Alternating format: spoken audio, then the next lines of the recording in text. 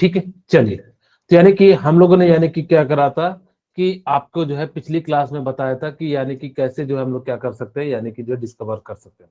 खैर, आपको थोड़ी सी मैं जस्ट रिकॉल करा देता हूँ कि जो हम लोग ने कैसे बातें कही थी, कि हमने क्या कहा था कि मान लो मेरे पास ये क्या है, अल्फा सोर्स पार्टिकल है। अच्छा, आपकी क्लास कितने बजे खत्म हो जाती है फ्राइडे को? कुछ थोड़ा सा बताएंगे, क्योंकि एक्चुअली मैं फ्राइडे को एक एक्स्ट्रा क्लास लेना चाह रहा हूँ आप लोगों का,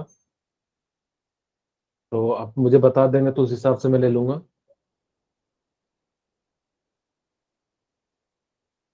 कोई तो बोलिए। मैंने म्यूट 7:30 है सर हमारे पास। 7:30 तक खत्म हो जाता है, तो क्या मैं उस दिन 7:30 को खत्म हो जाता है, या फिर उसके बाद कोई क्लास होती है 7:30 के बाद? सर 7:30 को खत्म सर होता है, उसके उसके बाद बाद नहीं नहीं होती होती है। क्लास। उसके बाद 9-10 में होती है। Yes sir, yes 9:10। सर। अच्छा, तो क्या मैं इस बीच में एक क्लास रख सकता हूँ यस फ्राइडे को? सर। ठीक है, तो मैं आप लोगों को लिंक भेज दूंगा, ताकि कि हम लोग जो है यानी कि बराबरी पे आ जाए सभी बाकी क्लास में। ठीक है, चलिए। अब यानी कि हम जो है यानी कि इस प्रकार से हम लोग क्या कर सकते हैं, यानी कि निकाल सकते हैं। चलिए हम लोग यहाँ पे बात करते हैं। हमने क्या लिया था यहाँ पे, बेरिलियम का सीट लिया था। क्या हो गया?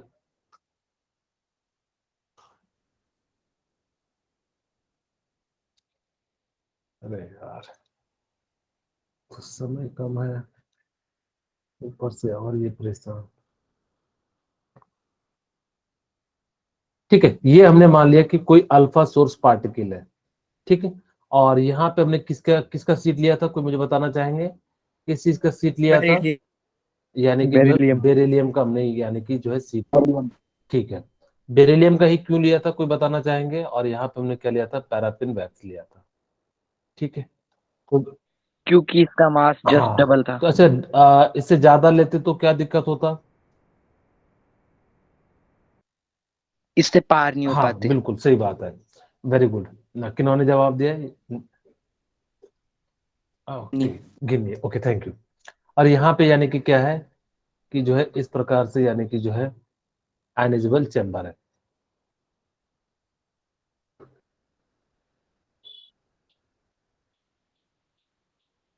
ठीक है, ये आयनाइजेबल, इसको हमने क्या कहा था, अल्फा सोर्स पार्टिकल कहा था। क्या कहा था? अल्फा सोर्स पार्टिकल कहा था। ठीक है, यानी कि हमने इसका क्या नाम दे दिया, अल्फा सोर्स पार्टिकल। इसका नाम क्या दे दिया, यानी कि बेरिलियम का जो है सीट है, बेरिलियम, यानी कि जो है ये सीट है। ये क्या था, पैराफिन वैक्स था। ठीक है, यानी कि क्या था, पैराफिन वैक्स था, पैराफिन वैक्स था। और ये जो था यानी कि क्या था, आयनाइजेबल चेंबर था। ठीक है, आयनाइजेबल चेंबर। अब देखो यहाँ पे हमने कल की क्लास में इसके बारे में वैसे मैंने बात कर लिया था, कि हमने क्या कहा था कि यहाँ पे जो है अल्फा सोर्स पार्टिकल का नाम याद रखना, किसको कहते हैं, He2+ को। ठीक है, या He++ को। यानी कि हम दो इसको इस प्रकार से भी कह सकते हो या इस प्रकार से भी कह सकते हो। याद रखना कि इसके अंदर जो यानी कि क्या हो जाएगा कि अल्फा पार्टिकल का जो सोर्स होता है उसको He++ कहते हैं या He2+ कहते हैं। हमने यहाँ पे इसका याद होती, यानी कि बेरिलियम का मास क्या था, यानी कि जस्ट डबल से ज्यादा था। अगर जो जस्ट डबल से ज्यादा था, जिस कारण से ये क्या होगा कि बेरिलियम जो यानी कि क्या होगा, यहाँ से टकराएगा, और जैसे ही टकराएगा तो यानी कि क्या हो जाएगा कि इसके अंदर ये जैसे ही क्या हो जाएगा, इससे जस्ट इसको, जैसे मैं यहाँ पे एक एग्जांपल से समझाता हूँ कि आप लोगों ने कैरम खेला होगा। ठीक है, कैरम में देखना कि कभी सिचुएशन कैसा आता है कि ये मान लो कि गोटी है, और यहाँ पे हम लोगों ने स्ट्राइकर से यानी कि स्ट्राइक किया। अगर जो थोड़ा सा धीरे से स्ट्राइक करोगे तो देखना ये इसकी पोजीशन पे आ जाता है, और ये क्या हो जाता है, बाहर निकल जाता है। सेम यहाँ पे भी ऐसा ही होता है कि जैसे ये जो पार्टिकल है, यानी कि जो अल्फा पार्टिकल है, यहाँ से टकराता है, और जैसे ही टकराता है यानी कि क्या हो जाता है कि यहाँ से क्या रिलीज कर देता है, यानी कि न्यूट्रॉन को रिलीज कर देता है। जस्ट समझ लो, यानी कि कैरम की गोटी खेल रहे हैं, कैरम की गोटी में जस्ट थोड़ा सा स्ट्राइक मारते हैं तो यानी कि क्या हो जाता है कि वहां से जो यानी कि मेन गोटी तो यानी कि क्या हो जाती है तो वो तो डिस्प्लेस हो जाती है, लेकिन जो स्ट्राइकर होता है वो उसी पोजीशन पे हो जाता है। सेम कंडीशन यहाँ पे भी होता है कि यहाँ पे जैसे ही आपने अल्फा सोर्स पार्टिकल को यानी कि क्या करा, यहाँ से जब स्ट्राइक करोगे तो ये क्या हो जाएगा कि इस प्रकार से यानी कि क्या कर जाएगा, यहाँ टकराएगा और जैसे ही टकराएगा तो न्यूट्रॉन को बाहर निकाल देगा। अब ये न्यूट्रॉन को हमें कैसे पता पड़ा कि न्यूट्रल चार्ज, हमने यहाँ पे क्या अप्लाई किया था, electric field and magnetic field को अप्लाई किया। देखा गया कि electric field and magnetic field के प्रेजेंस में इसके अंदर कोई भी डेविएशन नहीं आ रहा था, यानी कि इसके अंदर क्या आ रहा था, कोई भी डेविएशन नहीं आ रहा था। जब ये कोई भी डेविएशन नहीं आ रहा तो यानी कि हमने इस पार्टिकल को क्या नाम दे दिया, यानी कि जो है न्यूट्रल पार्टिकल नाम कह दिया। और जब ये न्यूट्रल पार्टिकल यहाँ से टकराएगा तो यानी कि क्या हो जाएगा कि यहाँ पे जैसे ही पैराफिन वैक्स से पास होगा, जब ये पैराफिन वैक्स से पास होगा तो यानी कि इसके अंदर क्या आएगा, फ्रिक्शन आएगा, और फ्रिक्शन के कारण इस पे चार्ज कैसा आ जाता है, पॉजिटिव चार्ज आता है। अब देखा गया यहाँ पे electric field magnetic field apply किया गया तो यहाँ पे जो यानी कि क्या था कि ये जो है क्या कर रहा था, निगेटिव वाले की ओर झुक रहा था, क्योंकि इस पे चार्ज कैसा आ जाता है, पॉजिटिव आ जाता है। फिर ये आयनाइजेबल चेंबर पे यहाँ पे टकराता है और जैसे टकराता है इसका मोमेंटम मेजर कर लेते हैं और फिर यहाँ से हम लोग कहते हैं कि यानी कि इसके अंदर जो यानी कि मोमेंटम है वो क्या है, ज्यादा है। और ये जो पार्टिकल है न्यूट्रल पार्टिकल है, तो इस पार्टिकल को हम लोगों ने क्या नाम दे दिया, यानी कि न्यूट्रॉन दे दिया। ठीक है, यानी कि इस प्रकार से हमने इसका नाम क्या दे दिया, यानी कि न्यूट्रॉन दे दिया। अगर मैं यहाँ पे इसके बारे में बताऊं कि इसका मास कितना होता है, इसका चार्ज कितना होता है, तो आप लोग बताएंगे मास ऑफ न्यूट्रॉन कितना होता है, कोई मुझे बताना चाहेंगे mass of. 1.67 × 10⁻⁻27 kilo. Very good बेटा, ठीक है। कितना हो जाता है 1.674 इंटू 10⁻⁻27 kg। क्या चार्ज कितना है, कोई बताना चाहेंगे, चार्ज ऑफ, 0। वेरी गुड, यानी कि चार्ज क्या हो जाता है, यानी कि 0 हो जाता है। ठीक है, very good, charge of neutron equal to यानी कि क्या हो जाएगा, 0। खैर मैं यहाँ पे एक छोटा सा रिएक्शन लिख देता हूँ आप लोगों के लिए। यहाँ पे देखो क्या है, अगर आपने क्या करा कि हीलियम है, यानी कि हीलियम +2 और इसका मास कितना हो जाता है 2,4 एटॉमिक नंबर 2। आपने बेरिलियम से टकराया तो बेरिलियम का कितना हो जाता है, यानी कि इसका मास एटॉमिक नंबर 4 और मास नंबर कितना हो जाता है 4। और ये जैसे ही टकराता है तो यानी कि क्या बन जाता है C612 और साथ में क्या निकल जाता है 1 न्यूट्रॉन। तो यानी कि इस प्रकार से यानी कि इस पार्टिकल को यानी कि क्या कहते हैं, यानी कि जो है न्यूट्रॉन कहते हैं। ठीक है, अब जैसे याद रखना कि जो न्यूट्रॉन की जो डिस्कवरी की थी वो किसने की थी, यानी कि जो है जेम्स चैडविक ने की। हाँ, इसका जो मास होता है ना वो थोड़ा ज्यादा होता है प्रोटॉन के कंपैरिजन में। ठीक है, यही बातें जो यानी कि कही थी। चलिए अब देखो यानी कि हम लोग बात करते हैं यानी कि मॉडल पे। अब देखो ये जो है ना थॉमसन का मॉडल वैसे तो कुछ ज्यादा चीजें कही नहीं थी, लेकिन फिर भी ये बहुत ज्यादा इंपॉर्टेंट है। क्यों? क्योंकि ये पहले व्यक्ति थे जिन्होंने क्या करा था, यानी कि ये बताया कि इलेक्ट्रॉन कहाँ होगा, प्रोटॉन कहाँ होगा, इन सब चीजों के बारे में जो है इन्होंने बात कही थी। ठीक है, जिस समय इन्होंने ये मॉडल दिया था उसमें सिर्फ और सिर्फ क्या थे, इलेक्ट्रॉन एंड प्रोटॉन थे। ठीक है, ये जिस समय इन्होंने मॉडल दिया था उसमें क्या क्या थे, इलेक्ट्रॉन एंड प्रोटॉन थे। अगर जब इलेक्ट्रॉन एंड प्रोटॉन होंगे तो जिस कारण से हम लोग क्या कर सकते हैं, इससे पहले यानी कि इसके पास कोई भी जो है यानी कि चीजें नहीं थी, इसीलिए थॉमसन का जो मॉडल था वो किस पे बेस्ड था, इलेक्ट्रॉन एंड प्रोटॉन के बेस पे था।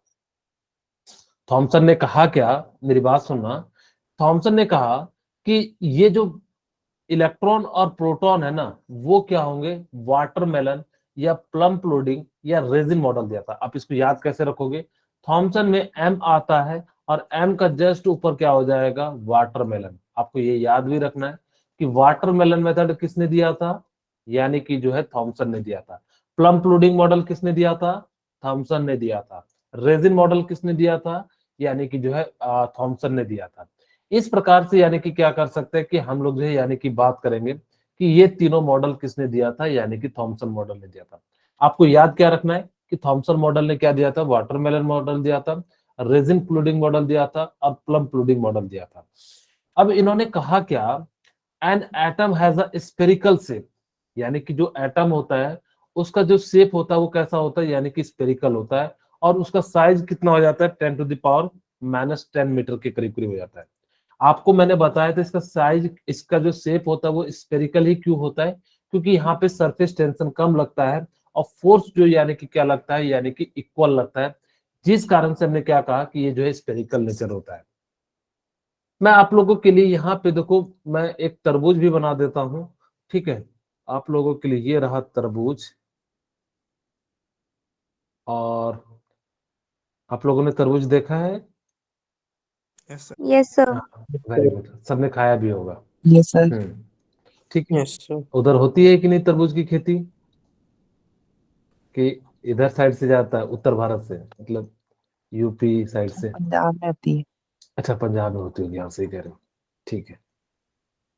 ठीक है, यानी कि इस प्रकार से हमने क्या कर दिया, यहाँ पे जो है पूरा का पूरा जो है इसको रेड पार्ट कर दिया।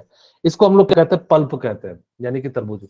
और मेरे पास ब्लैक कलर नहीं है, तो मैं यहाँ पे जो है ग्रीन कलर से जो है दिखा देता हूँ, बस आपको समझना है इन्होंने कहा क्या क्या चीजें, मैं वो बताना चाह रहा हूँ। थॉमसन ने कहा कि जो पॉजिटिव चार्ज है ना, वो पूरे एटम में यानी कि डिस्ट्रीब्यूटेड होंगे, लेकिन उस समय के अनुसार से बड़ी बात थी कि सोच लेना कि इस प्रकार से अरेंजमेंट हो, क्योंकि कुछ भी नहीं साधन था, ना उनके पास ऐसा कोई साधन था जिससे कि आप क्या कर सको, बता कर सको।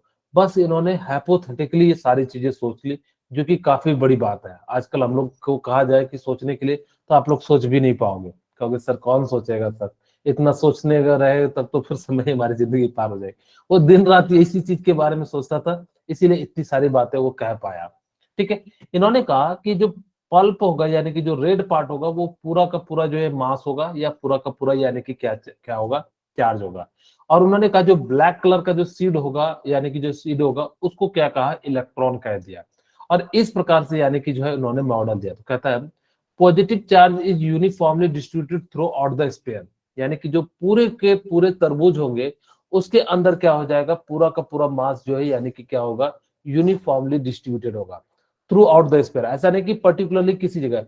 जो कि ये बात इसकी सही रही या गलत रही, बताइए आप लोग, इसकी आगे चल के ये बात सही थी या गलत थी? सर गलत। वेरी गुड सज्जन, यानी कि गलत थी, क्योंकि मास कहाँ पे पाया जाता है, न्यूक्लियस में पाया जाता है। फिर उन्होंने कहा negative charge are electron embedded in its raisin in जो है पुडिंग, यानी कि इस प्रकार से, यानी कि जो इलेक्ट्रॉन होगा, यानी कि वो। दूसरी बात, इन्होंने एक सबसे अच्छी बात क्या कही थी, इन्होंने कहा था कि पूरा एटम यानी कि क्या होगा, न्यूट्रल होगा। इन्होंने कहा कि मास जो यानी कि क्या होगा, यानी कि जो पॉजिटिव चार्ज होगा पूरा ये स्फीयर में होगा, लेकिन इलेक्ट्रॉन इस प्रकार से अरेंज होंगे कि वो पूरे के पूरे यानी कि पॉजिटिव चार्ज को क्या कर रहे होंगे, यानी कि जो है न्यूट्रल कर रहे होंगे। इसीलिए ये बात जो है इनकी क्या थी, काफी ज्यादा जो है यानी कि इंपॉर्टेंट थी। ठीक है, मेरे ख्याल से ये बात समझ में आ गई होगी। आई यस सर। ओके, चलिए ठीक है। चलिए, तो इन्होंने जो है यानी, हाँ, किन्हीं को कोई दिक्कत हो तो आप लोग बिल्कुल पूछ लेना, यानी कि जो है घबराना नहीं। Thomson model, mass of atom is assumed to be uniformly distributed all over it, यानी कि जो मास भी होगा वो क्या हो जाएगा, जो है पूरा का पूरा जो है डिस्ट्रीब्यूटेड होगा। आप लोगों ने ये देखा, पेस्ट्री टाइप का खाया होगा कभी, तो उसमें देखना बीच में किशमिश काजू क्या क्या भरे रहते हैं। या आप लोग ऐसा देखना, जो ब्रिटानिया का केक होता है, बीच से काट के देखना, उसमें आप लोगों को चेरी मिलेगा, कभी काजू मिलेगा, कभी किशमिश मिलेगा, या फ्रूट के जो है कई सारे जो है वो पार्ट मिलेंगे। तो यानी कि उन्होंने कहा कि इसी प्रकार से ये सारे जो है, जो ब्लैक कलर के जो अंदर में, ये सारे के सारे क्या है कि जो है, आप लोगों में से कई लोगों को भूख भी लग गया होगा। ठीक है, तो आप लोग भाग मत जाना कि चले सर हम तो पेस्ट्री खाने। ठीक है, तो यानी कि इस प्रकार से, यानी कि क्या हो जाते हैं, ये सारे जो है न्यूट्रल हो जाते, नेगेटिव हो जाते हैं, और ये पूरे एटम को क्या करते हैं, यानी कि जो है न्यूट्रल कर देते हैं। ठीक है, अब वही कहता है electron are embedded in an atom in a such a way that the most stable electrostatic arrangement is achieved, यानी कि इस प्रकार से अरेंज होते हैं ताकि कि ये क्या कर सके, पूरा का पूरा जो है यानी कि क्या रहे, यानी कि न्यूट्रल रह सके।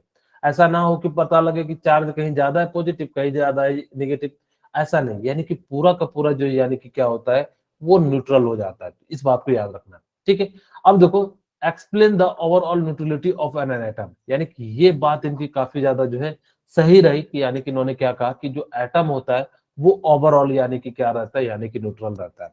ये इनकी सबसे बड़ी बात थी। इनकी लिमिटेशन क्या थी, मैं अगर जो लिखूं तो जो इनकी मेन मेन जो लिमिटेशन थी मैं यहीं पे लिख देता हूं, ताकि कि आप लोगों को जो है समझ में आ जाए। यहाँ पे इन्होंने लिखा not consistent with the result of later experiment, यानी कि जब इनकी बाद में एक्सपेरिमेंट हुआ तो इनकी बातें क्या हो गई, यानी कि जो है गलत हो गई। ठीक है, तो वो क्या क्या गलत हुई थी मैं यहाँ पे बताता हूँ। अच्छा, mass is uniformly, mass is not uniformly distributed, mass is not uniformly distributed, यानी कि इनका जो मास था वो यूनिफॉर्मली डिस्ट्रीब्यूटेड नहीं था। तो मास कहाँ पे था, कोई बताना चाहेंगे? न्यूक्लियस। हाँ, यानी कि जो है डिस्ट्रीब्यूटेड, तो यानी कि जो है न्यूक्लियस में। तो ये पॉइंट गलत हो गया। दूसरा इन्होंने क्या कहा था कि इलेक्ट्रॉन जो है यानी कि क्या हो रहा होगा, स्टैटिक्स होगा, यानी कि एम्बेडेड है, तो यानी कि इलेक्ट्रॉन क्या है, स्टैटिक्स है, जबकि इलेक्ट्रॉन्स क्या हो रहे थे, यानी कि रिवॉल्व कर रहे थे, इलेक्ट्रॉन्स आर रिवॉल्व।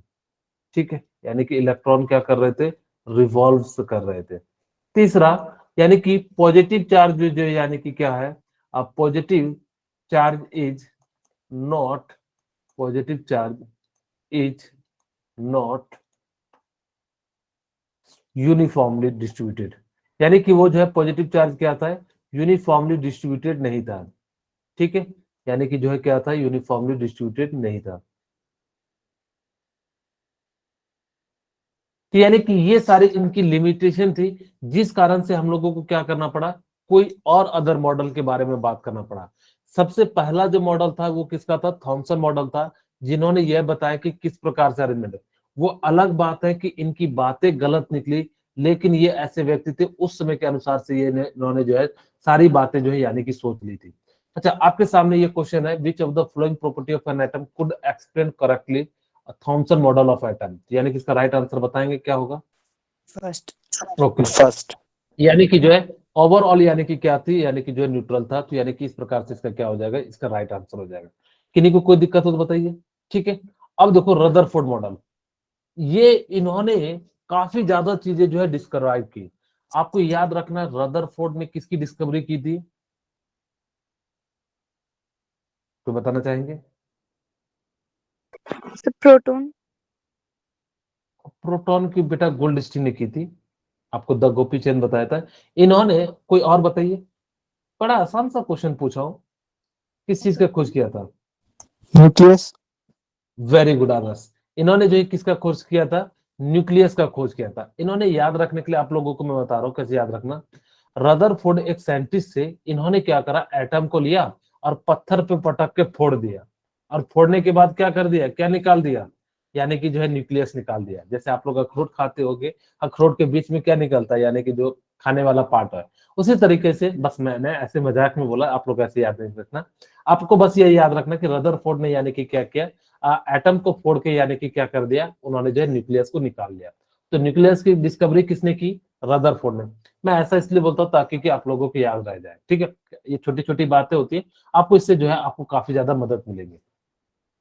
मैं आपको छोटा सा डायग्राम बना के जो है पूरा का पूरा बातें इसको समझाने का प्रयास करता हूँ कि जो है इन्होंने किया कैसे। ठीक है, यहाँ पे देखिए कि इस प्रकार से जो है उन्होंने ये एक्सपेरिमेंट सेटअप किया। सही से बना भी नहीं,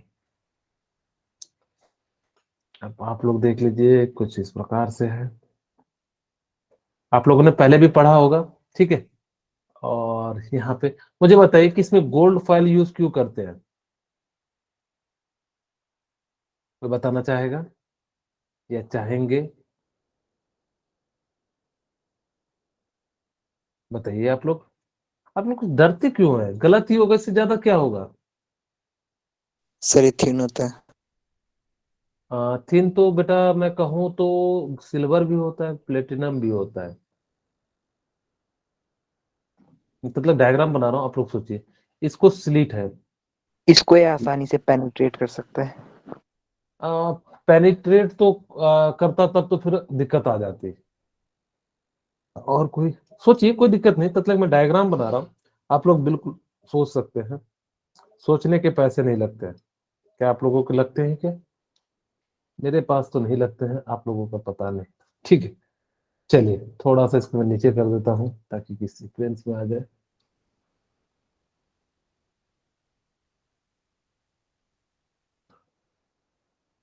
ठीक है, चलिए सर, मैंने क्या कहा कि गोल्ड फॉइल यूज क्यों करते हैं, बाकी चीजें क्यों नहीं यूज करते। मैं तब लोग डायग्राम बना रहा हूँ, आप लोग जो है सोचिए, सोचने के पैसे नहीं लगते हैं। ठीक है, चलिए यहाँ पे मैं कोटिंग कर देता हूँ ZnS का, जिंक सल्फाइड का,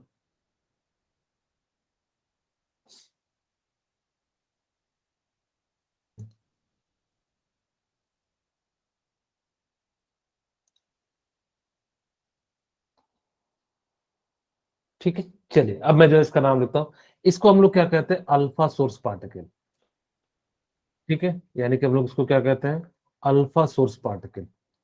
मैं 3-4 क्वेश्चन पूछूंगा, आप लोग जो है बिल्कुल जवाब दीजिएगा।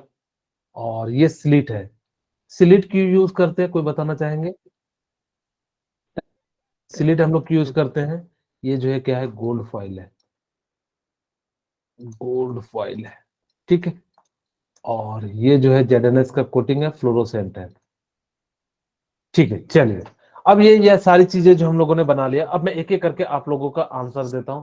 आपके मन में पहला क्वेश्चन है, हम अल्फा सोर्स पार्टिकल क्यों लेते हैं? बेसिकली अल्फा सोर्स पार्टिकल क्या होता है कि यानी कि इससे टकराएगा तो यानी कि इसको डिस्ट्रॉय नहीं कर पाएगा। कहोगे सर बीटा गामा ले लो ना, बीटा गामा बिल्कुल पेनिट्रेट करते हुए बिना जो है किसी डेविएशन का जो है पास कर जाएगा। कहोगे सर कैसे, मुझे नहीं समझ में आया कैसे। जैसे आप लोगों को मैं बता रहा हूँ, पेट में अगर जब तलवार घुसाओगे तो पेट को चीरते हुए चले जाएगा, लेकिन अगर जब लेजर लाइट घुसाओगे तो यानी कि क्या होगा, बिल्कुल छोटा सा होता है। आप लोगों ने कई बार जो है सुना होगा कि ऑपरेशन आजकल जो है किसके मदद से होता है, लेजर लाइट की मदद से होता है। आप लोगों को पता है कि नहीं, यानी कि किसकी मदद से होता है, यानी कि लेजर लाइट। यानी कि जिस जगह पे करना रहता है, यानी कि जिस पार्ट को हटाना रहता है, यानी कि उस जगह पे लेजर लाइट को हम लोग क्या कर देते हैं, यानी कि ले जाते हैं। और जैसे लेजर लाइट को ले जाते हैं तो जिस कारण से क्या हो जाता है, उस पार्ट को हटा दिया जाता है। तो यहाँ पे भी हम लोग यानी कि इसका यूज करेंगे।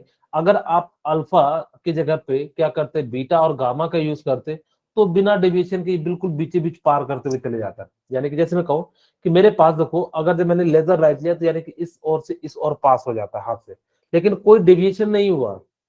लेकिन यही मैं क्या करूंगा कि गोली पार करूंगा तो देखना कैसे हो जाएगा, डेविएट, यानी कि जो पूरा पार करते हुए चल जाएगा। तो उसी तरीके से हमने भी यहाँ पे क्या लिया, थोड़ा हैवी पार्टिकल लिया, जिससे क्या हो सके, आसानी से पास हो सके। अब आपके मन में आएगा कि ठीक है, ये तो समझ में आ गया सर, अल्फा पार्टिकल लिए क्योंकि यहाँ पे He++ होता है। अब यहाँ पे बताओ स्लिट क्यों लिए? स्लिट इसलिए लेते हैं ताकि कि वो क्या हो सके, प्रिसाइज मैनर में, यानी कि क्या कर सके, रेज जो है यानी कि पास करेगा। अगर जब वो प्रिसाइज मैनर में रेज जब पास करेगा तो जिस कारण से यानी कि क्या होगा, बिल्कुल एक सीक्वेंस में जाएगा। कहोगे सर अगर नहीं जाता तो क्या होता? तब ये बहुत सारी रेज निकलती, यानी कि इस डायरेक्शन में निकलती, इस डायरेक्शन में निकलती, अन्य की अलग अलग डायरेक्शन में निकलती। अगर अलग अलग डायरेक्शन में निकलती तो आपको बिल्कुल एग्जैक्ट जो है पोजीशन यानी कि पता नहीं लग पाता।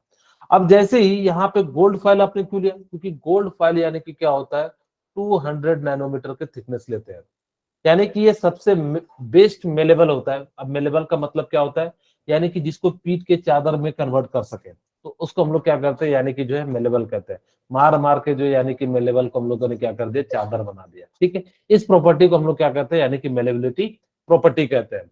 अब जैसे ये मेलेबल प्रॉपर्टी होगा, दूसरा इसका मास भी हैवी होता है। अगर जब मास हैवी नहीं होगा तो ये हो सकता था कि इसको जो है यानी कि क्या करते, तोड़ के जो है यानी कि जो है, जैसे मैं कहूँ समझाने के लिए, मैं बॉल ले लिया, बॉल को दीवार पे मारूंगा, दीवार से टकरा के वापस आ जाएगी। लेकिन अगर जब मैं प्लास्टिक का एक लेयर बना दूं, थिन प्लास्टिक का, और उसको जोर से मारूंगा, यानी कि क्या हो जाएगा, वहां से यानी कि वो पास हो जाएगा। तो इसीलिए हम ऐसा लिए ताकि कि इसका मास भी क्या होना चाहिए, कि हैवी होना चाहिए। इसीलिए हमने क्या करा कि इस प्रकार से इसका जो है यानी कि हमने यूज किया। ओके, यहाँ तक किन्हीं को कोई दिक्कत है तो बताइए, कोई पॉइंट अगर ना समझ में आया? ठीक है, चलिए। अब यहाँ पे जैसे ही यहाँ से टकराता तो ये देखा गया कि मोस्ट ऑफ द पार्टिकल तो यानी कि क्या हो गया, स्ट्रेट लाइन में चले गया। मोस्ट ऑफ द पार्टिकल क्या हो गया, कि स्ट्रेट लाइन में चले गया। लेकिन कुछ पार्टिकल जो यानी कि क्या थे, यानी कि डेविएट हो रहे थे। और एक पार्टिकल तो यानी कि क्या हो गया, 180 डिग्री पे यानी कि क्या हो गया, डेविएट हो गया। ठीक है, चलिए यहां से ध्यान से मेरी बातें सुनना कि यहां से क्या क्या कंक्लूजन निकला, कि अगर मोस्ट ऑफ द रेज यानी कि सीधे सीधे पास हो जाएंगे, अगर जब मोस्ट ऑफ द रेज क्या हो जाएंगे, सीधे सीधे पास हो जाएंगे, इसका मतलब है यानी कि खाली है। मैं इसको समझाने के लिए एक रियल एग्जांपल समझाता हूँ। आप क्या करो कि मान लो कि रुई की गठरी है, रुई की गठरी समझते हो आप लोग? Yes sir. हाँ ओके, ठीक है। अब यानी कि इसके बीच में मैंने क्या करा, लोहे का बॉल रख दिया, यानी कि इसके बीच में मैंने क्या रख दिया, लोहे का बॉल रख दिया। अब मुझे बताओ कि मैं बुलेट चलाऊंगा तो ये तो इधर से आराम से पास हो जाएगा, क्या रुकेगा क्या? नहीं, यहाँ से भी चल जाएगा।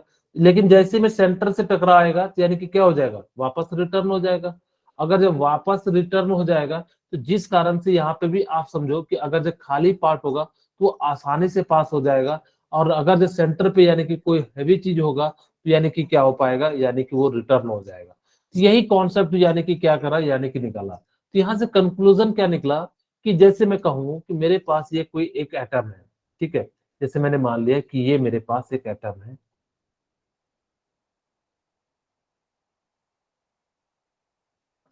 ठीक है, यानी कि मेरे पास यहाँ पे क्या है, एक एटम है, ठीक है। अब जैसे मेरे पास यहाँ से एटम है तो मैंने कहा कि ये अगर जो यहाँ पे जो है ये न्यूक्लियस को मान लो कि यानी कि कोई हैवी चीज है, अगर मैं यहाँ से रेस को पास करूंगा तो यानी कि क्या हो रहा होगा, बिल्कुल स्ट्रेट पास हो जाएगा।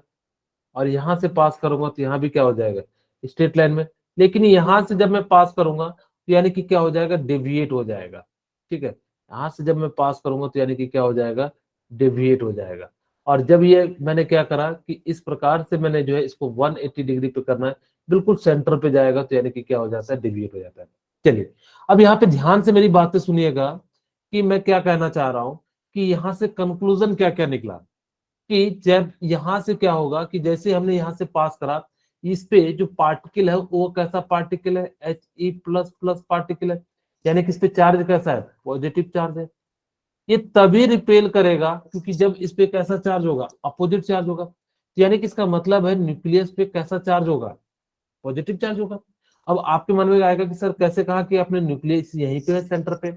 एक्चुअली देखा गया कि यहाँ पे कहीं पे भी डेविएशन नहीं है, तो यानी कि यहाँ पे कहीं पे भी प्रोटॉन नहीं है, क्योंकि सीधे सीधे पास हो जा रहा है। ये तो मैंने एक दिखाया, लेकिन इस तरह के हजारों रेज इसमें पास हो जाते हैं। मैंने समझाने के लिए इतने कम लिए, लेकिन एक्चुअल में तो यानी कि क्या होंगे, बहुत सारे रेज होंगे। यानी कि इस प्रकार से हमने क्या कहा कि यहाँ पे जो है यानी कि क्या हो गया कि जैसे हमने यहाँ से पास करा, यानी कि क्या हो जाएगा कि ये जो है सारी चीजें जो है, यहाँ पे पॉजिटिव होता तो डेविएट करता, लेकिन यहाँ पे पॉजिटिव नहीं है, जिस कारण से सीधा सीधा पास हो गया। जब यहाँ पे पॉजिटिव था तो ये हीलियम प्लस प्लस यानी कि इसके पास से क्या होगा, रिपेल करेगा, क्योंकि आपको पता है कि अपोजिट चार्ज जो होते हैं वो क्या करते हैं, रिपेल करते हैं, और same charge sorry opposite charge जो है अट्रैक्ट करते हैं, और सेम चार्ज यानी कि क्या कर देते हैं, रिपेल कर देते हैं। यानी कि इसका मतलब है यानी कि इस जगह पे ही होगा, क्यों, क्योंकि इसी पोजीशन पे डेविएशन हो रहा है। अगर इसी पोजीशन पे डेविएशन हो रहा है तो जिस कारण से यानी कि क्या हो रहा होगा, यहीं पे जो यानी कि पॉजिटिव चार्ज है। खैर, अब मास की बात करें, देखा गया कि ये जो पार्टिकल है यहीं से टकराया और यहीं से टकरा के रिटर्न हो गया, तभी ये पॉसिबल हो सकता है जब ये क्या हो रहा होगा, यहाँ पे कोई हैवी पार्टिकल होगा। और जब यहाँ पे कोई हैवी पार्टिकल होगा तो जिस कारण से हम लोग क्या कह सकते हैं, यहाँ पे जो है यानी कि क्या है, यानी कि मास है। इतनी सी बात को ही इन्होंने क्या करा, और इस वाले रीजन को इन्होंने क्या कह दिया, यानी कि न्यूक्लियस कह दिया। यानी कि रदरफोर्ड ने यानी कि क्या कर दिया, न्यूक्लियस को डिस्कवर कर दिया।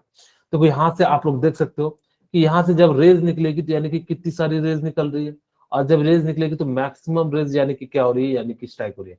ये क्या हो रहा है, यानी कि ग्लो कर रहा है। कब, जब आपने क्या करा कि जब यहाँ पे स्ट्राइक होगा जिंक सल्फाइड पे, और यहाँ पे क्या करने लगेगा, यानी कि जो है ग्लो करने लगेगा। और जैसे ये ग्लो करेगा तो यानी कि आप पता कर लोगे कि यानी कि कहाँ से रेज आ रही है, ज्यादा से ज्यादा सीधी जा रही है या कैसे जा रही है। लेकिन देखो कुछ स्मॉल एंगल पे भी क्या कर रही है, यानी कि डेविएट कर रही है।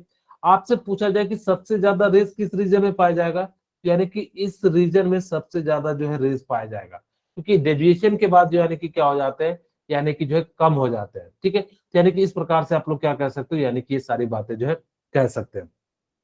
ओके, चलिए ये सारी बातें देखो, यहाँ पे अगर जो न्यूक्लियस से टकराएगा, अगर आपसे कोई पूछे क्या सर मुझे बताओ कि ये न्यूक्लियस से टकराता है क्या, नहीं, कोई भी रेज न्यूक्लियस से नहीं टकराती है, क्योंकि इस पे पॉजिटिव चार्ज होता है, इस पे भी पॉजिटिव चार्ज होता है, रिपेल करता है। कुछ दूर पहले ही, यानी कि बहुत ही छोटी सी डिस्टेंस से पहले ही ये क्या कर जाता है, यानी कि जो है रिपेल कर जाता है, इसके सेंटर से जाके कभी टकराता नहीं है। तो ये सारी बातें हैं। ठीक है, अब ऑब्जर्वेशन क्या क्या है, तो हम लोग ऑब्जर्वेशन की बात करें, most of them pass undeflected, यानी कि जो ज्यादा से ज्यादा रेज है वो बिना किसी जो है यानी कि क्या हो गया, डिफ्लेक्टेड के जो है पास हो जाएगा। यानी कि यहां से हम लोग क्या कर सकते हैं कि उसके अंदर जो है यानी कि क्या है, मोस्ट ऑफ द स्पेस यानी कि क्या है, वैकेंट है। उसके बाद हमने क्या कहा, small fraction was deflected by small angle, यानी कि क्या होंगे, कुछ जो होंगे क्या हो रहे होंगे, यानी कि स्मॉल एंगल से डेविएट हो रहे होंगे। यानी कि ये जो है देखो कुछ जो है यानी कि क्या हो रहे हैं, स्मॉल डेविएट से हो रहे हैं। अगर जो लार्ज डेविएशन की बात करें तो यानी कि बहुत ही कम होते चले जाते हैं, ठीक है। अगर जो लार्ज डेविएशन की बात करेंगे तो यानी कि क्या हो जाएंगे, very small fraction was reflected by the large angle, यानी कि क्या हो जाएगा, बहुत ज्यादा जो यानी कि क्या हो जाएगा, लार्ज एंगल से डिफ्लेक्टेड हो जाएगा, जिस कारण से यानी कि क्या हो जाएगा, ये जो है होगा। फिर कहते हैं very few were deflected by 180 degree, यानी कि क्या हो जाएगा कि जिसमें से 180 डिग्री वाले जो है 20,000 में से एक अल्फा पार्टिकल क्या हो जाएगा, रिटर्न बैक हो जाएगा, ठीक है। तो यानी कि इस प्रकार से आप लोगों को याद रखना है। Observation, most alpha particle pass through the foil without deflection, यानी कि जो most of the alpha particle हो जाएगा वो क्या हो जाएगा, बिना डेविएशन के यानी कि क्या हो जाएगा, पास हो जाएगा। इसका मतलब क्या है कि उसके पास क्या है, एम्प्टी स्पेस है।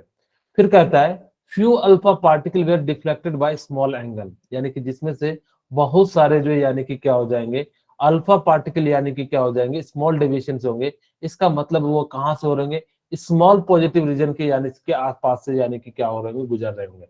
जब बहुत ही यानी कि बहुत ही कम यानी कि जो है क्या हो जाएगा, वेरी फ्यू अल्फा पार्टिकल यानी कि जो है 180 डिग्री पे रिटर्न होता है, यानी कि एक 20,000 में से एक पार्टिकल यानी कि क्या हो जाता है, यानी कि जो है रिफ्लेक्ट हो जाता है, ठीक है। या उसके बाद याद रखना small positively charge core at the centre, यानी कि इसका मतलब यानी कि यहाँ से क्या कह सकते हो कि सेंटर पे यानी कि कैसा चार्ज होगा, यानी कि पॉजिटिव चार्ज होगा।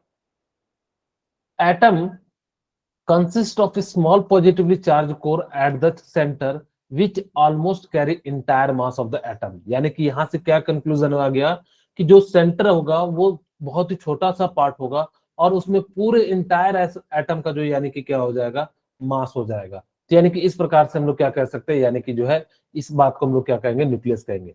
आपको एक बात याद रखना है, न्यूक्लियस का जो रेडियस होता है वो कितना हो जाता है, रेडियस ऑफ न्यूक्लियस, कोई मुझे बताना चाहेगा, radius of 10 raised to nucleus? power minus 5 meter. वो रेशियो होता है बेटा, ठीक है।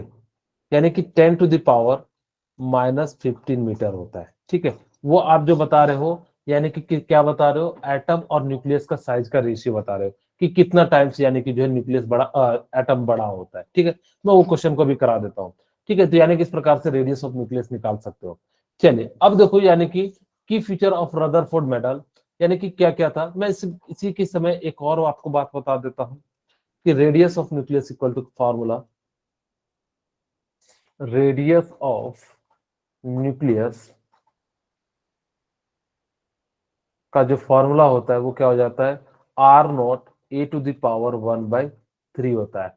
और आर नॉट की जो वैल्यू हो जाएगी वो क्या हो जाती है, 4/3 इंटू 10 to the power-15 हो जाता है। इसमें क्वेश्चन देता हूं, आप लोग फटाफट से बनाइएगा। Find the radius, find the radius, find the radius of, nucleus radius निकाल लेना, न्यूक्लियस रेडियस ऑफ एल्युमिनियम। क्या आप निकाल सकते हो, बहुत ही आसान सा है। यानी कि आपके पास फॉर्मूला मैं आप लोगों को देता हूँ 10 सेकंड, आप लोग फटाफट से इसको कैलकुलेट कीजिए। यहाँ पे फॉर्मूला है, फॉर्मूले का यूज कीजिए। अब मेरे को आंसर बताइए।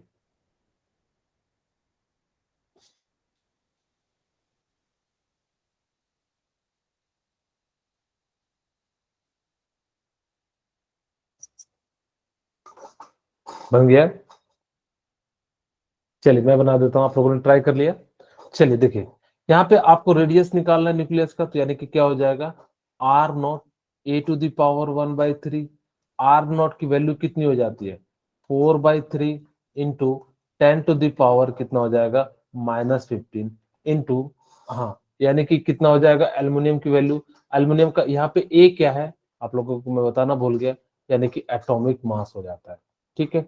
यानी कि कितना हो जाता है, एटॉमिक मास हो जाता है, ठीक है। तो एल्युमिनियम का मास कितना होता है, कोई बताना चाहेंगे? 27। आप लोग बता नहीं रहे, क्या बात है, कुछ दिक्कत है? समझ में आ रहा है ना? Yes sir. Yes sir. Yes sir. किसी को कोई दिक्कत तो नहीं यस है ना? सर। ओके, ठीक है। चलिए यानी कि इस प्रकार से आप क्या कर सकते हो, यानी कि 4/3 इंटू 10 to the power-15, और इसको सॉल्व करोगे तो यानी कि कितना आ जाएगा, 3। और यहां से इसकी वैल्यू 3 से 3 कैंसिल आउट हो जाएगी, और यानी कि कितना हो जाएगा 10⁻⁻15 मीटर। इसी तरह से आपको अगर जो 64 कोई एलिमेंट है जिसका मास दिया हुआ है, अननोन गैस है, आपको बताना है इसका रेडियस कितना हो जाएगा। तो यहाँ से आप निकाल सकते हो 4/3 इंटू 10⁻⁻15 इंटू इसका मास कितना हो जाएगा 64 यानी कि 4 हो जाएगा, और यहाँ से 60/3 इंटू 10⁻⁻15 और इसकी वैल्यू कितनी आ जाएगी 5.33 इंटू 10⁻⁻15। अब कई बच्चा सोचता है कि सर आपने जो निकाला ये जो 10⁻⁻15 है क्या हर एक न्यूक्लियस का होगा? हाँ, ये जो है कॉमन वर्ड है, यानी कि इसका जो रेंज होगा वो 10⁻15 होगा। ऐसा नहीं समझना कि हर एक एटम का जो साइज है वो 10⁻15 होगा। यानी कि देखो यहाँ पे एल्युमिनियम का 4 है, यहाँ पे ये जो अननोन गैस है जिसका मास 64 है, इसका मास यानी कि 5.3 है, लेकिन ये जो वर्ड है यानी कि क्या है, यानी कि रेंज सेम है। ठीक है, चलिए मैं आप लोगों ने एक ने अभी जस्ट क्वेश्चन पूछा था तो मैं यहाँ पे निकाल देता हूँ। find the ratio of atom radius and nucleus radius। ठीक है, यानी कि आपको इस बार क्या पूछा है, न्यूक्लियस रेडियस और जो है एटम रेडियस का जो है रेशियो। तो आप क्या करोगे, ऊपर में क्या लिखोगे, रेडियस ऑफ एटम, यानी कि क्या लिखेंगे, radius of atom divide by, यानी कि क्या लिखोगे, रेडियस ऑफ न्यूक्लियस। ठीक है, रेडियस ऑफ न्यूक्लियस, यानी कि आपको इस तरह का एक क्वेश्चन भी है मेरे ख्याल से किसी एग्जाम में पूछा गया है, तो यहाँ पे ध्यान रखना। रेडियस ऑफ एटम कितना हो जाएगा, आपको पता है रेंज कितना होता है -10⁻10, और यानी कि न्यूक्लियस का रेंज कितना हो जाता है 10⁻⁻15 हो जाता है।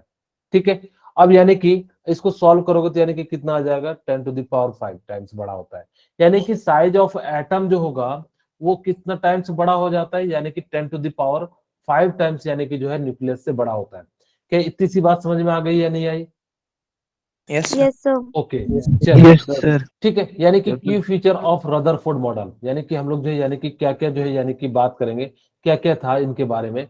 यहाँ पे ध्यान से सुनना कि electron and the nucleus are held together by electrostatic force of attraction in an atom. यानी कि इन्होंने क्या कहा कि ये जो है न्यूक्लियस, ये जो इलेक्ट्रॉन है, ये जो है किसके कारण बंधे होंगे, इलेक्ट्रोस्टैटिक फोर्स ऑफ अट्रैक्शन, यानी कि सेंट्रीपिटल फोर्स। यानी कि बेसिकली हम लोग जो है कह रहे होंगे इलेक्ट्रोस्टैटिक फोर्स जो है यानी कि क्या होगा, बराबर हो जाएगा सेंट्रीपिटल फोर्स के बराबर हो जाता है, और जैसे ही बराबर हो जाएगा जिस कारण से ये क्या हो जाएगा, न्यूक्लियस के कारण यानी कि क्या होगा, बंधा होगा। ठीक है, यानी कि जो है इस प्रकार से आपको क्या रखना है, यानी कि याद रखना है। ओके, तो ये जो बात याद रखना। इसकी क्या क्या डिमेरिट थी, इन्होंने it could not explain the stability of the atom, यानी कि ये जो है यानी कि क्या कर पा रहे थे, यानी कि एक्सप्लेन नहीं कर पा रहे थे कि इसके अंदर जो है यानी कि कौन कौन से जो है यानी कि स्टेबिलिटी है, कैसी स्टेबिलिटी। इन्होंने ये नहीं बताया कि इलेक्ट्रॉन कहाँ होगा, कैसे रिवॉल्व कर रहा होगा, किस जगह पे होगा, इस सब चीजों के बारे में जो है यानी कि रदरफोर्ड ने नहीं बताया। रदरफोर्ड ने कहा कि न्यूक्लियस होगा, न्यूक्लियस पे पॉजिटिव चार्ज होगा और उसके अंदर मास होगा और मोस्ट ऑफ द स्पेस क्या हो जाएगा, वैकेंट हो जाएगा। ये बातें जो यानी कि क्या कही थी, रदरफोर्ड ने कही थी। ठीक है, रदरफोर्ड की सबसे बड़ी जो डिमेरिट थी यानी कि ये वाली पॉइंट थी, इन्होंने क्या कहा था कि यहां से यानी कि क्या होगा कि जब ये इलेक्ट्रॉन जो होगा यानी कि जब घूम रहा होगा, क्योंकि according to the Maxwell theory कि कोई भी चार्ज पार्टिकल घूमता है तो उसकी एनर्जी क्या हो जाती है, यानी कि कम हो जाती है। अगर जब कोई भी यानी कि चार्ज पार्टिकल अगर जब घूमेगा तो उसकी एनर्जी क्या हो जाएगी, कम हो जाएगी। अगर उसकी एनर्जी कम हो जाएगी तो धीरे धीरे धीरे धीरे धीरे क्या आ जाएगा, ये न्यूक्लियस में आके क्या कर जाएगा, मर्ज कर जाएगा, करेगा कि नहीं करेगा। तो जिस कारण से ये जो है न्यूक्लियस में आके क्या कर गया, यानी कि जो है मर्ज कर गया, और जैसे ही न्यूक्लियस में आके यानी कि मर्ज कर गया तो यानी कि इसका मतलब है धीरे धीरे वो एटम ही खत्म हो जाएगा, और अगर एटम खत्म हो जाएगा तो धीरे धीरे हर किसी चीज का क्या हो जाएगा, साइज छोटा होता चला जाएगा। जैसे ये मेरे पास पेन है तो इसका पेन का क्या हो जाएगा, आज इतना बड़ा है, हो सकता है 2 महीने बाद इतना हो जाए, और जो फिर धीरे धीरे धीरे धीरे ये पूरा छोटा हो जाए। ये इनकी सबसे बिगेस्ट यानी कि जो है ड्रॉबैक था। इस चीज को किसने सुधारा था, नील्स बोर ने यानी कि जो सुधारा था। उसके बाद कहता है it could not explain the electronic structure of atom, यानी कि इलेक्ट्रॉन का स्ट्रक्चर कहाँ है, किस प्रकार है, ये सारी बातें जो यानी कि क्या किए थे, इन्होंने जो है अरेंज नहीं किए थे। ठीक है, अब चलिए आपके सामने ये क्वेश्चन है, आप लोग इसको जो है बनाइए फटाफट से।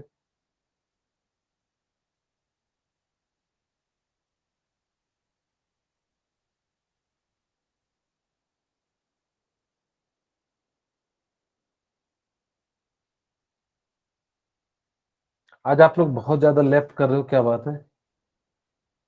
समझ में आ रहा है कि नहीं आ रहा है? Yes, sir. Yes Yes, sir. Okay, ठीक है, second. The third. Third. Okay. चलिए, यानी कि अब आपसे पूछ रहा है कि could not derive from the Rutherford, यानी कि कौन सा जो है यानी कि रदरफोर्ड से नहीं होता है। Most of the space atom is empty, बिल्कुल ये बात सही है। और हमने बताया कि यानी कि इसके अंदर जो रेडियस ऑफ एटम होता है वो 10⁻⁻10 मीटर के करीब करीब होता है, और इसका यानी कि कितना हो जाता है 10⁻15 हो जाता है। Electron move in a circular path called orbit, यानी कि ये जो है इन्होंने बात नहीं कही थी, इसका राइट आंसर क्या हो जाएगा, यानी कि जो है सी हो जाएगा। वेरी गुड, अनुज शर्मा, सेजल ठाकुर, रिजुल रिजुल गोयल, यानी कि आप लोगों का बिल्कुल आंसर जो है सही है। ठीक है, चलिए अब हम लोग जो यानी कि मिलिकन ऑयल ड्रॉपलेट मेथड पढ़ता है। मैं डायग्राम नहीं बना रहा हूं वरुण, थैंक यू, यानी कि इसी में जो है मैं आपको समझाने का प्रयास कर रहा हूं। ध्यान से देखिएगा, ये एटमाइजर है। एटमाइजर का काम क्या होता है, कोई बताना चाहेंगे?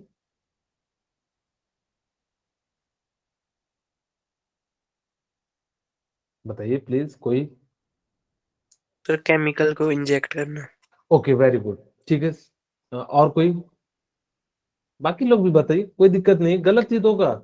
बाकी जैसे आदर्श है, आयुष है, अंकुश है, अमर है, अंजुल है, ये गायत्री दीक्षित, धर्मेंद्र, दीपाक्षी, दीपक भारती, और ये प्रीति, रिजुल, साहिल, सरयू, आप सभी बताइए, तुषार, वरुण, ये आप सभी जो यानी कि क्या कीजिए, इसमें पार्टिसिपेट कीजिए। जितना ज्यादा पार्टिसिपेट करोगे उतना ज्यादा यानी कि क्या हो जाओगे, आप सीखते चले जाओगे। ठीक है, चलिए अब यहाँ पे ध्यान दीजिएगा कि आपके पास यानी कि क्या हो जाएगा कि यहाँ पे एटमाइजर का काम होता है कि जो इसके अंदर जो ये क्या है, वैक्यूम ऑयल है। ठीक है, ये क्या है, वैक्यूम ऑयल है। यानी कि इस एटमाइजर का काम क्या होता है कि ये जो वैक्यूम ऑयल है इसको एटम के साइज में यानी कि क्या कर देना, यानी कि तोड़ देना। अब जैसे ये एटम के साइज में यानी कि तोड़ देगा, तो जिस कारण से यानी कि क्या हो जाएगा कि पूरा का पूरा जो ये एटम छोटे छोटे एटम में हो जाएंगे। और यहाँ पे क्या होता है, एक छोटा सा होल होता है। यहाँ पे क्या होता है, एक छोटा सा यानी कि क्या होता है, यानी कि होल होता है। और जैसे यहाँ पे एक छोटा सा होल होता है, तो इस होल से यानी कि क्या होगा, धीरे धीरे धीरे नीचे की ओर जो है यानी कि जा रहा है। अब जैसे यहाँ पे नीचे की ओर जाता है, तो यहाँ पे क्या हो जाता है कि ये जो एक्सरे या आयनाइजिंग रेडिएशन लगा रहता है, ये क्या करता है, पार्टिकल से टकराता है और उस पे जो है चार्ज डेवलप कर देता है।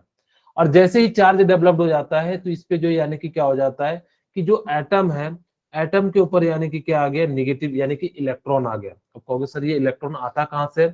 ये बेसिकली जो गैस है इसमें से जो टूटता है और यानी कि इस पार्टिकल पे यानी कि क्या आ जाता है, आ जाता है। अब जब इस पार्टिकल पे आ जाएगा, यहाँ पे ध्यान देखो, यहाँ पे जो हम लोगों ने जो प्लेट यूज किया है, इस पे चार्ज यानी कि क्या है, पॉजिटिव है, और इस पे चार्ज यानी कि क्या है, निगेटिव है।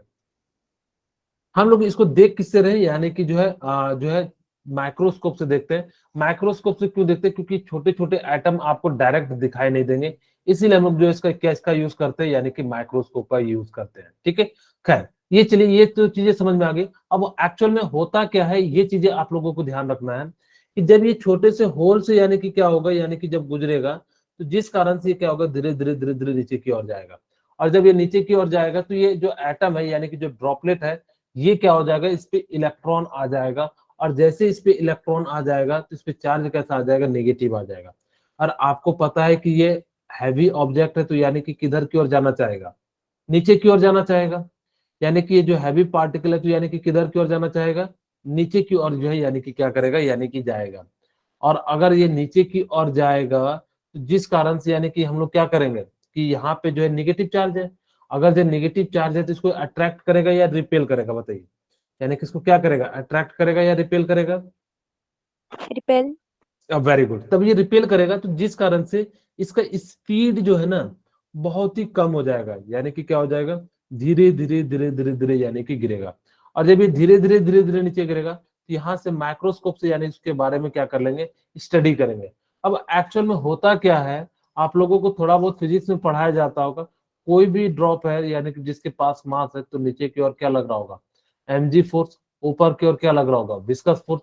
और ये सारी एनर्जी को कैलकुलेट किया जाता है, तो उस प्रकार से यानी कि यहाँ पे क्या निकाल लिया जाता है, चार्ज ऑफ इलेक्ट्रॉन निकाला जाता है। कितनी वैल्यू होती है, कोई मुझे बताएंगे? 1.6 into 10 to the power minus minus 19 19 coulomb. coulomb. ठीक है, वेरी गुड सजल। ठीक है, यानी कि इस प्रकार से हम लोग क्या कर लेते हैं, यानी कि जो है इसकी वैल्यू को निकाल लेते हैं। वही कहता है चार्ज ऑन इलेक्ट्रॉन जो हो जाता है वो कितना हो जाता है, minus 1.602 176 into 10 to the power minus 19 coulomb.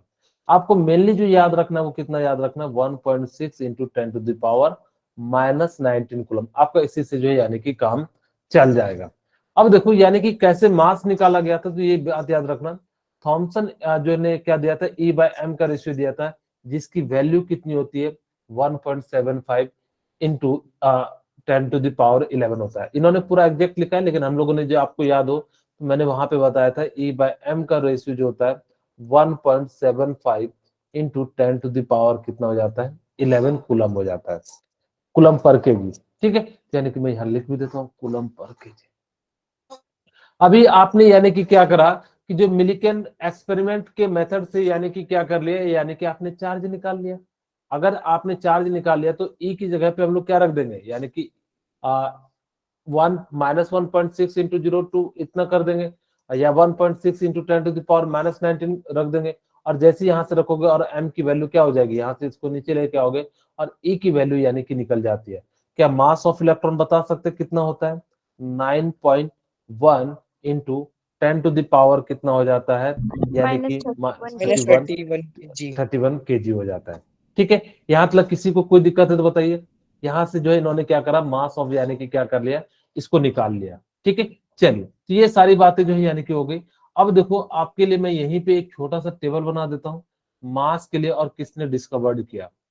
ठीक है, आप लोगों को याद है किसने किसका किसका डिस्कवर्ड किया, याद है कि नहीं याद है? Yes, sir. हाँ, चलिए वेरी गुड।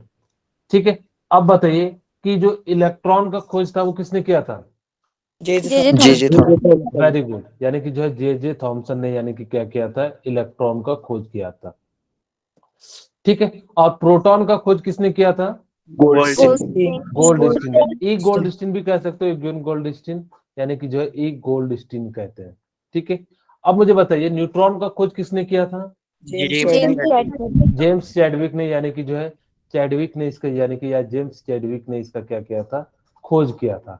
यहाँ पे अगर जो चाहो तो एक और छोटा सा मैं टेबल बना दूं मास का, तो आप लोग जो है इसको देख लीजिए, यानी कि जो यानी कि क्या हो जाता है, मास जो है यानी किस प्रकार से होता है। ठीक है, तो ये जो है मैं मास लिखूं तो इसका मास कितना हो जाता है इलेक्ट्रॉन का, 9.1। 9.1 into 10 raised to power minus 31 kg. हाँ वेरी गुड। ठीक है, यानी कि -31 केजी। और प्रोटॉन का कितना हो जाता है, 1.672 Into into 10 raised 10 to power minus 27 kg. Very good. और न्यूट्रॉन का कितना हो जाता है, 1.674। 1.6. -27 kg। Very good, thank you बेटा, आप लोगों को याद है। चलिए यहाँ से इतनी सी बात है। एक और बात याद रखना कि वन प्रोटॉन में कितने इलेक्ट्रॉन होते हैं, 1837 7. हाँ, यानी कि कितने इलेक्ट्रॉन हो जाते हैं, 1837 जो यानी कि क्या हो जाते हैं, यानी कि इलेक्ट्रॉन हो जाते हैं। और इसकी वैल्यू यानी कि एक इलेक्ट्रॉन में कितने हो जाते हैं, तो यानी कि 0.005 और सॉरी 000 होता है।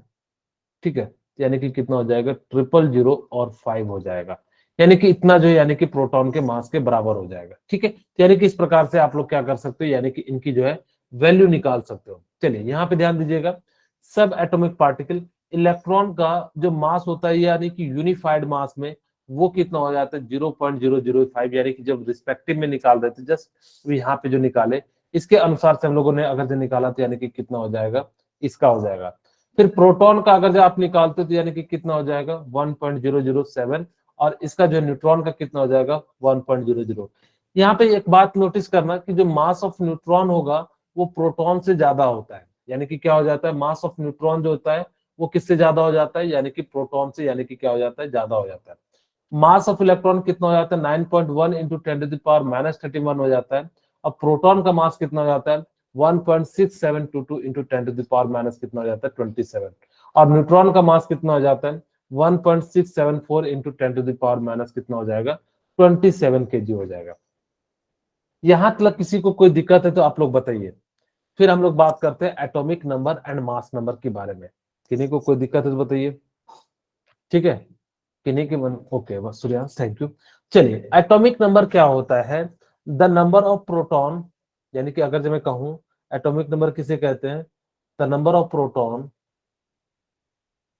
The number of proton.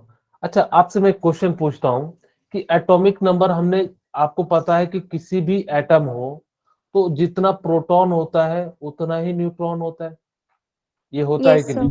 तो फिर हमने क्यों Yes, लिखा sir. कि जो एटॉमिक नंबर जो है यानी कि द नंबर ऑफ प्रोटॉन को हम लोग क्या कहते हैं, यानी कि जो एटॉमिक नंबर कहते हैं? कोई बताना चाहेंगे? क्यों नहीं कहे कि हम इस पे जो है एटॉमिक नंबर को हम इलेक्ट्रॉन के अनुसार से कंपेयर करते हैं? देखो इसका रीजन क्या है कि क्योंकि इलेक्ट्रॉन गेन और लूज होते हैं। वेरी गुड बेटा अभिमन्यु, ठीक है। यानी कि जो इलेक्ट्रॉन होते हैं ना वो रिएक्शन के दौरान गेन और जो है लॉस हो सकते हैं। और जब अगर गेन और लॉस हो जाएंगे तो यानी कि क्या हो जाएगा, तब तो हम पता ही नहीं कर सकते कि क्या है यानी कि नहीं है, क्योंकि वो तो खुद ही चेंज कर रहा है। अब मैं पूछता हूँ क्या प्रोटॉन चेंज नहीं होते हैं क्या रिएक्शन के दौरान? तो कुछ न्यूक्लियर रिएक्शन में होते हैं, लेकिन वहां पे हम लोगों को जनरल में यानी कि क्या होता है कि चेंज नहीं होता है, इसीलिए हम लोगों ने आज तक प्रोटॉन को ही ले रहे हैं।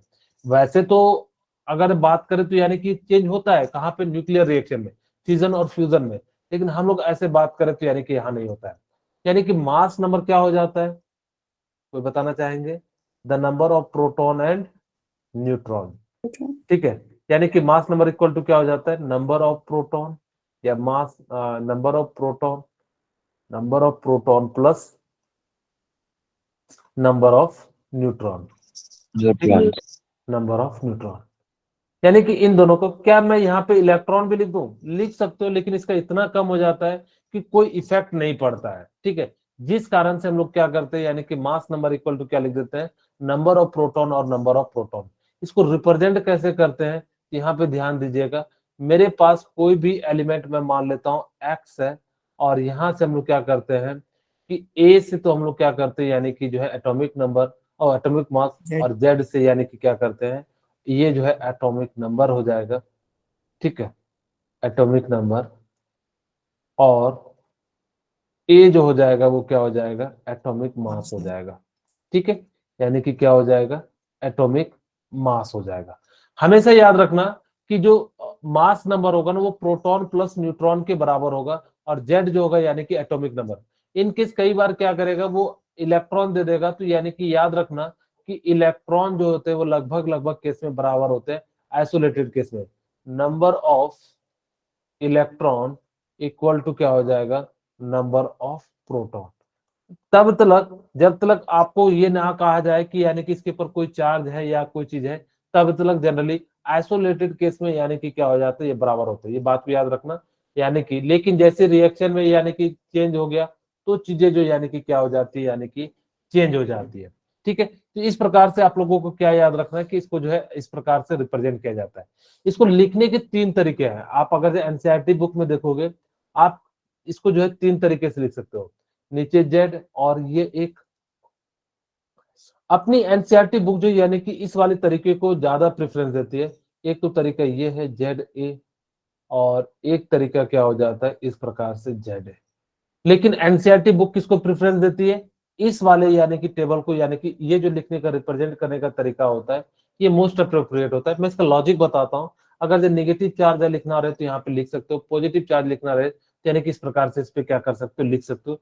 इसीलिए जो है दोनों चीजों को क्लियर बताती है। लेकिन यहाँ पे कहोगे यहाँ पे लिख देते तो ये भी सही है, लेकिन यहाँ पे जो ज्यादा हम लोग जिसको जिस तरह से लिखते हैं उस तरह से ज्यादा प्रेफरेंस हो जाता है। लेकिन यहाँ पे जो है इस प्रकार से ये भी एक तरीका है यानी कि लिख सकते हो। और एक तरीका यानी कि क्या है, मुझे जो सबसे अच्छा लगता है अगर चार्ज नहीं है तो ये वाला, और एनसीईआरटी जो फॉलो करती है यानी कि है, ये 3 तरीके से आप लोग क्या कर सकते हो यानी कि रिप्रेजेंट कर सकते हो, ठीक है। मैं आज की क्लास यहीं पे रखता हूँ, किन्हीं को कोई डाउट हो